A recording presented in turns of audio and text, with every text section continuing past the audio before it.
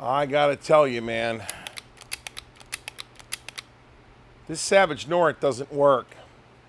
This is gonna be one of those episodes where we're gonna have to reverse engineer something, because where's a good Civil War era revolver smith when you really need one? Down a rabbit hole. Here we go.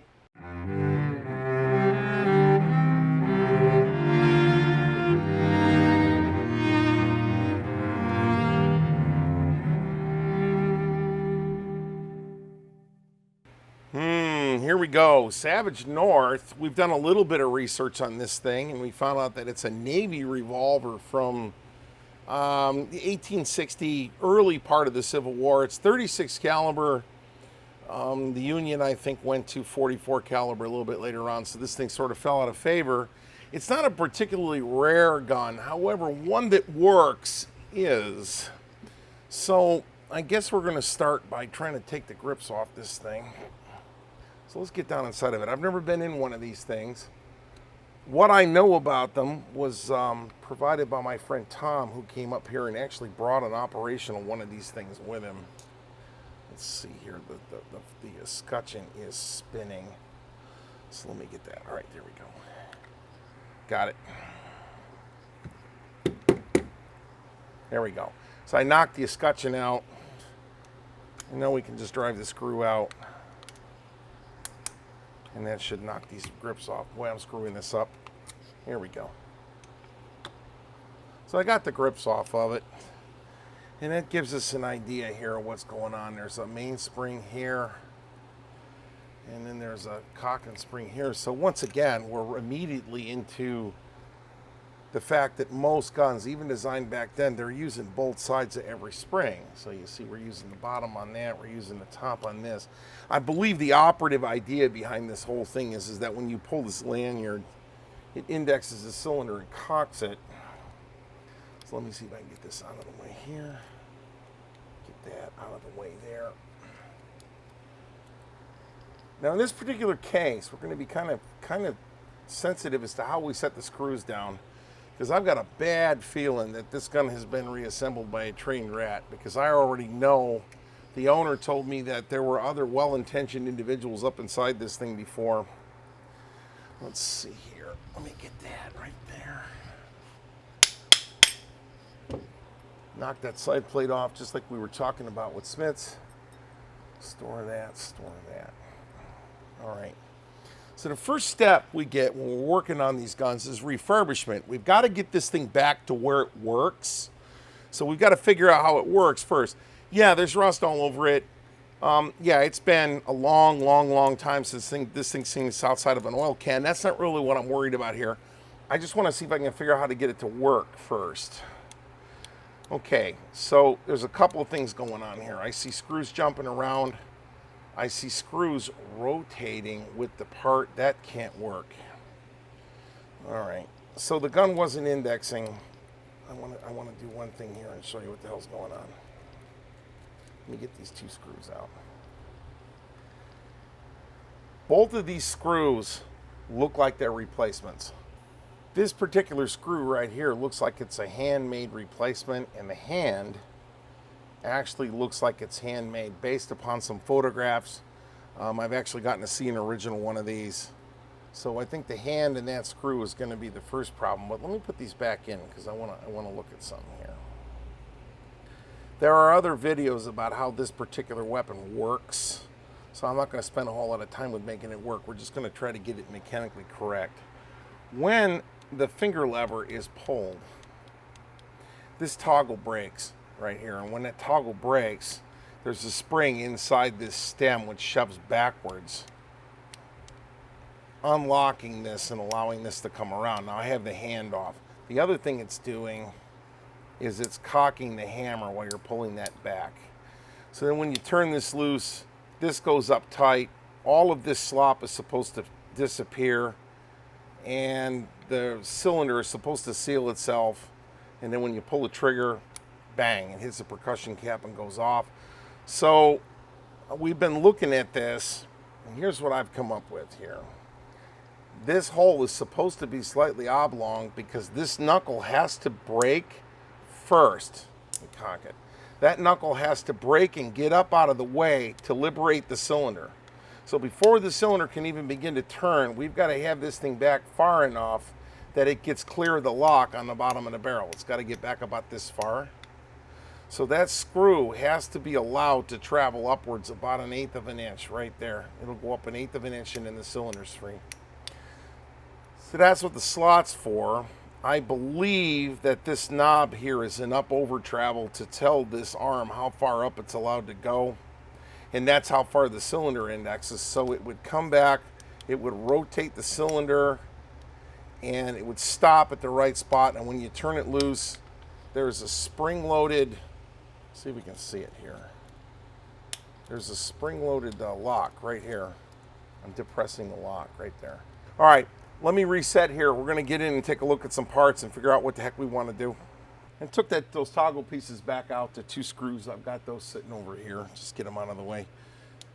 We've got to get this cylinder mess out of the way and got to get everything. This particular screw right here, there's a shaft that goes through it, and that screw, there's a divot in here. So when you take this screw and you turn it out of the way, it will allow this to go by. When viewed from the front, that's the screw, and then this is the rod. So these two interfere unless you've got them 90 degrees out of phase. So I think if we roll that around that way, up, see it slides out. You see that divot right there.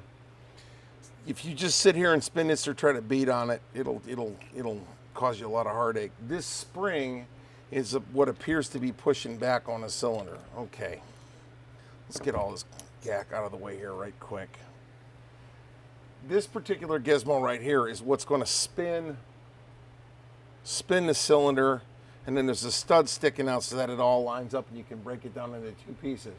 Previously, the previous owner told me that the old nipples have been dynamited out of this thing and that these are new nipples. He told me that some parts had been made and that somebody really tried their best inside here and didn't quite get there. This guy right here, this turns. So as you make this longer and shorter, it changes where it bears into the cup on this toggle link.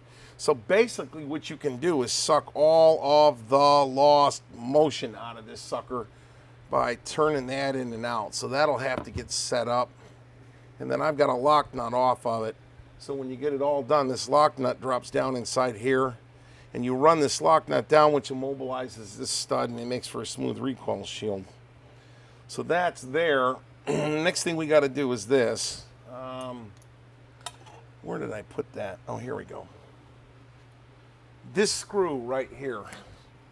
I honestly think that screw has to have a flat head because it gets in the way. But what we're really doing with this screw, there needs to be a shoulder. Let me make a move here. Right here. And then the threads. Because the bottom of this hole is open and there's nothing for it to run into. So this screw needs to run into a shoulder right there. So when you torque this thing down, it just becomes a stud with a head on it. And then our part is just going to ride and flex up and down. So this screw is going to need some serious help, and I don't think I'm going to be able to save it. So we're probably going to have to make one of those. So we're going to need to make one screw. And then the other one, there was a dome-headed screw sitting down here in the bottom. There's a dome on this, and it's obvious, even though very hard to show on camera, there's a shiny spot right there that I'm going to color in with Sharpie. That shiny spot right there is where this hand's been banging up against it. So honestly, I don't know if a darn thing is where a darn thing needs to be inside of this gun. So basically, I'm going to tear it all the way apart, lay it out on a bench, and we'll be back because I got to get this thing out of the way so I can do that.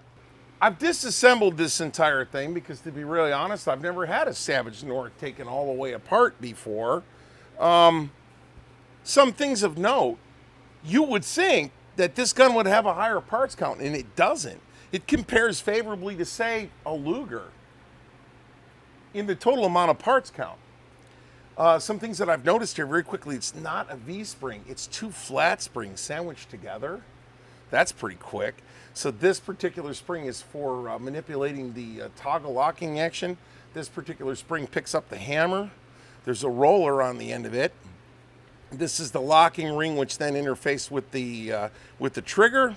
We have the detachable trigger guard, and then the trigger spring is this leaf right here. Is this little leaf sticking up right there? That's pretty neat. I pulled the end shake. I pulled the end shake screw all the way out of it. The end shake screw screws into that, and then the locking screw screws into the end of this thing right here. So once you get the end shake where you want it, you just run this locking piece back down on it. That's pretty neat. It has a Novak revolver style sealing lip. Right here you can see these sealing lips where when the cylinder is all the way forward, they were trying to, I guess, get rid of some of the blow-by. Anyway, pretty neat. Parts we're going to have to go work on here. This is the hand. We got a little bit of work to do on that. These are the 2 screws that I think the shelves are missing off of. But most importantly, there's 2 screws that came out of the inside of this gun. Right here, you can see that there's a very, very distinct step right here. And you can see where the threads are right there. So I want that distinct sharp shoulder. This screw is missing that sharp shoulder, and so is that screw. And I think this is just wear. There's lots of things wearing on this. The other thing to note here, our timing bump appeared to be high enough, and this slot may be too big, we'll see. But the one thing I noted is that this is very thick and it is soft as a piece of butter. So once we get this thing shaped where we want it, I'm going to thin down this end a little bit and put a spring temper on this thing. We'll heat it up, put a spring temper on it. So we've got to really make definitely 1, possibly 2 screws. This is our locking block right here. And this toggle is going to ride in there, and our screwed up screw goes in that hole. It's going to go in that hole and torque down on this link. That's going to be up behind that, but that's where that's going to work. So what's really going on is, and let me get this screwed back in here. Let me screw this back in. What's going on here, can you see that? All right, there it is. I know I got it in profile. This distance from here to here, that distance from that to that, is not enough. So it's dragging on this. That doesn't fit. So here's what we've got. We've got a stud sticking out right here, and we've got the head of the screw right like that. Okay, and the head of the screw is up above the drawing. Just humor me, we don't care. We drag this down here just a little bit. Yeah, we do care. All right, there we go. So that's in there like that. So here's what I'm talking about. This is the bottom of the movable toggle right here. So now you see what we're looking at. We're right there. This distance from here to here is too small. So what I'm going to do in the lathe, this is torqued down now. It's touching a stop collar. What I'm going to do is go in and we're going to peel. We're going to make the screw head thinner, but we're going to make it thinner from that dimension. So we're going to make this number smaller by removing material there. That's what I wanted to do. It wasn't intuitively obvious. All right, I've made a kind of a custom lathe bit here. I've actually ground the backside off just a piece of cutting stock because I need to have enough of the screw up inside the chuck to be able to grab this thing. And then I cut a cutting edge right here so that I can get to the backside of this head. This screw has been, it's a little bit off axis, it's a little bit mauled, but I'm gonna see if I can just milk just a little bit off the back side of this here.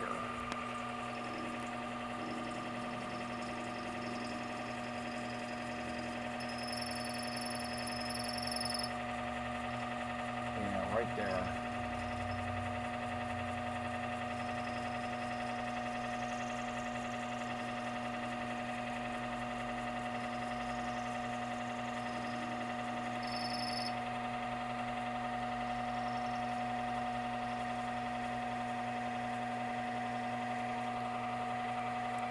Believe it or not, that's all it needed.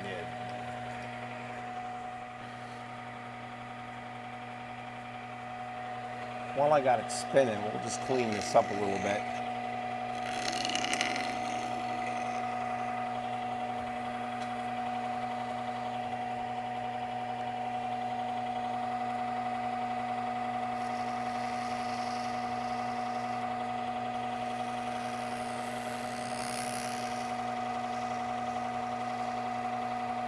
We'll just make it look pretty. It's a little bit of crocus cloth on some felt.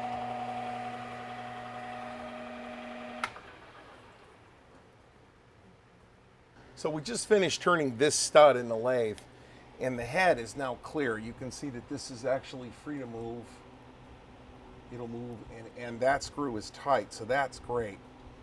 We've looked at every other screw in the gun. I'm trying to bracket this thing up here so that we can actually see what we got to do here.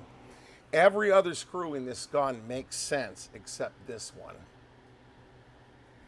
This particular screw has got a thread pitch that does not match that hole, and the threads are too long. So here's what's got to happen. This screw has got to come through the head here. It's got to come through this stud, which moves up and down. It's got to come past this tab, which this piece floats up and down on, and then it's got to thread into this tab right here. And I'm here to tell you that that screw has got the threads on it are too long. So when you push it through the hole here, you can still see that there's threads sticking in that hole.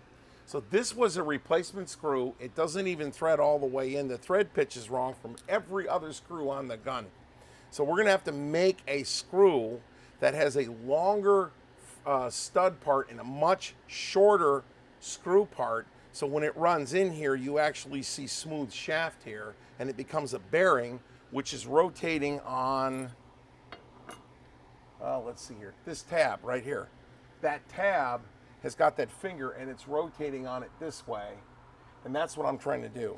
So I'm gonna have to figure out how we're gonna cut this thing. Basically, all I'm gonna do is line that screw head up. I'm gonna line that screw head up and cut off this stud, run a die down on top of this thing in order to cut the right size threads I need. And these are all number 840s. And that other one is an 848. It looks like it was a screw that was pulled out of a, well, let's say you had a tray full of gun screws. Yeah, that's what it looks like it was pulled out of. We finished modifying these screws in the lathe, and now we're going to get back in here and take a look at the hand and look at the timing of this thing. I'm going to tell you right now that I have timed this gun. I have timed it. I got to figure out a way to pull this trigger and not have it come out of focus. Okay, so when we first pull on this knuckle breaks. And as the knuckle breaks, the spring begins to push the cylinder back. So you do not have to go very, very far here to pull that. And now that is actually free to turn. While that's happening, there's something I want you to see here. Watch right there. I'm gonna have to pull that again, but right there, that snaps back over that. Okay, so let's come back up and do this again.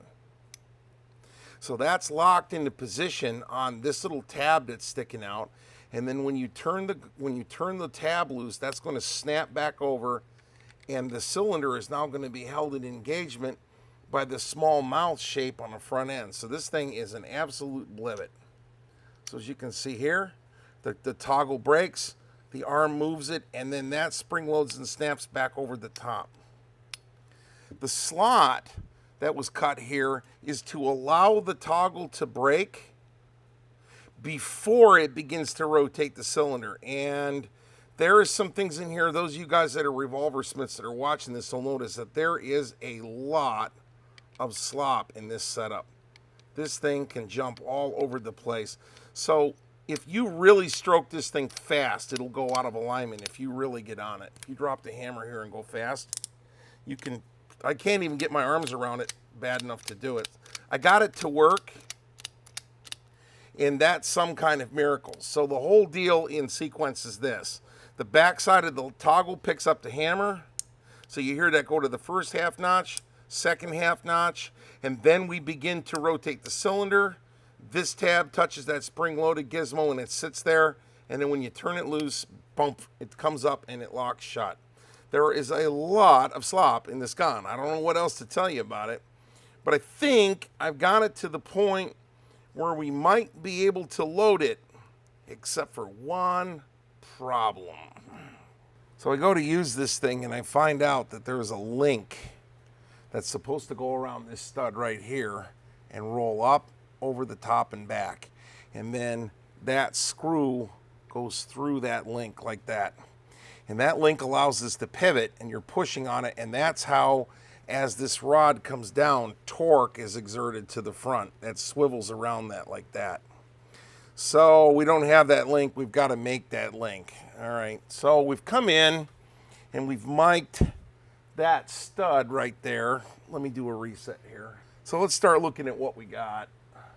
That particular stud right there. There's a hole, and we know that it's 0.192 inches. That works out to a number 12 drill bit. It just does. And then the screw that has to go through it, and that screw would be up there, is also the same thing. So now we have another 0.19. Why do I keep wanting to write that 9 as a 2? 0.192 inch hole. It's the same deal. So it's also a number 12. And the distance between these two, I kind of mic'd it out. I set the screw in there like that. And my best guess is that this distance from here to here, 0.590. That's my best guess. This distance out for how thick it's going to be, and this is going to kind of be our part. It's going to look like this. It's going to look like a link of chain. I don't know. That's just going to be cut and try. But we got to go ahead and make one of these. So step one's going to be to find a piece of stock that's the right thickness. And believe it or not, I got one sitting right here on my bench. That's exactly the right size. So we're going to lay out one of these toggles on this piece of material here and see what we can come up with. Got my piece of steel here before I get up on a vise, and I'm just going to go ahead and scribble some Sharpie marker on here. Yes, there are other things I was shown, but I also happen to have a Sharpie marker sitting 5 inches away from me, so I'm just going to do that. Turn that black. Turn this bad boy on. Zero it. And set it up to go 0.590 inches. So we'll just roll this thing out.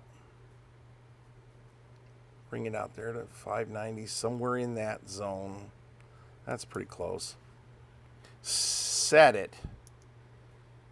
And then all I'm going to do is just kind of make a set of lines right here. I'm not pressing on this really hard, but all I've done is make 2 little shiny spots on that.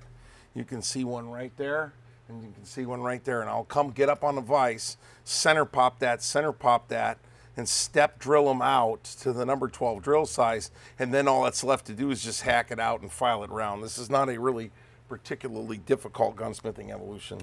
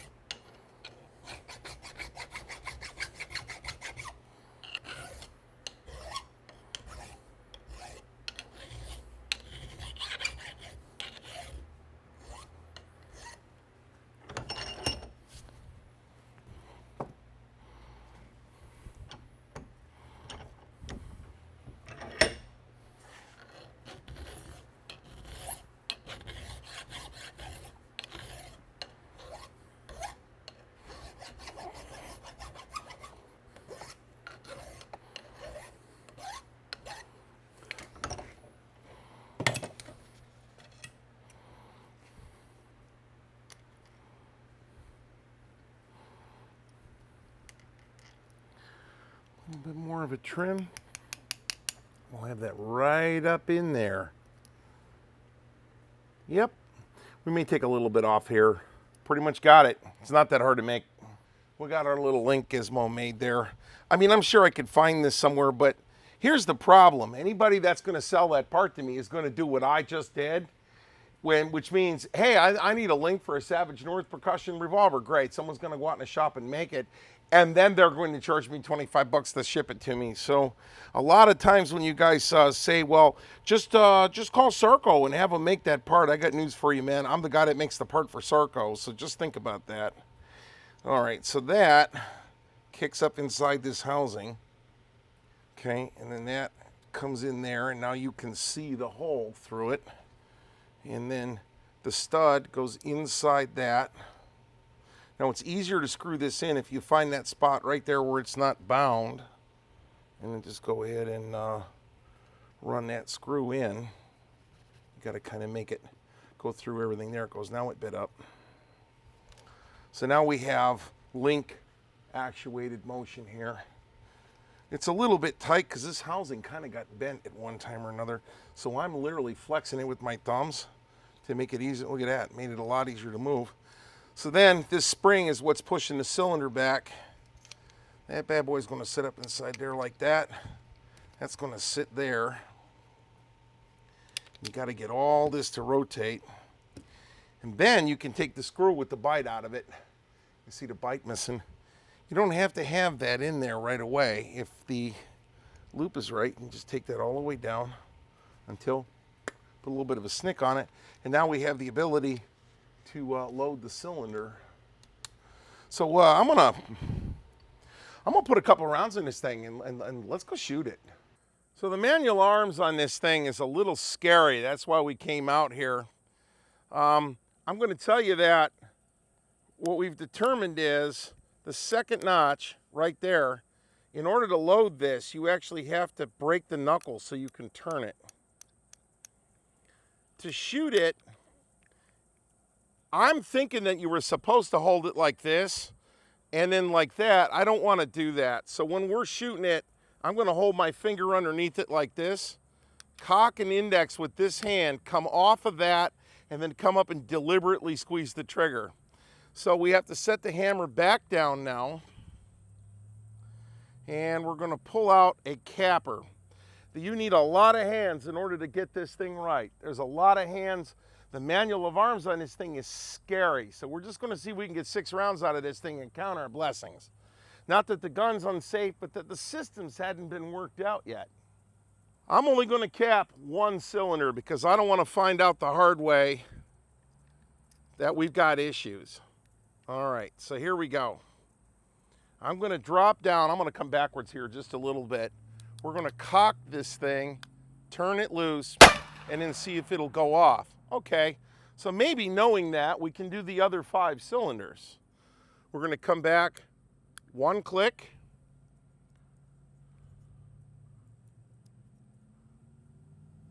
Cap.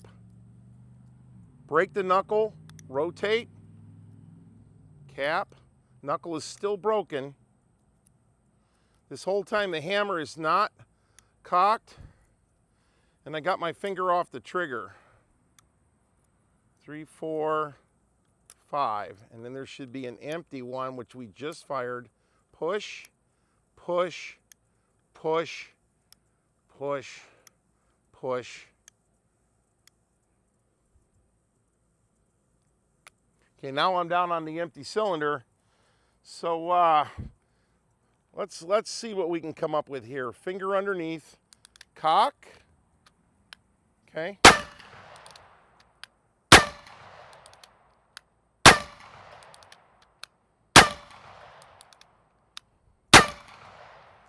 And I have just used up my karma for the rest of the year. The Savage North Navy Revolver, a unique piece of kit. Again, a complete and positive example of 2 things. 1, how to get around someone's patents and come up with a really goofy operating system that, 2, requires you to not have your head where the sun doesn't shine. Wow. Anyway, as always, it's been a pleasure to show you guys something really unique, and thank you very much for the privilege.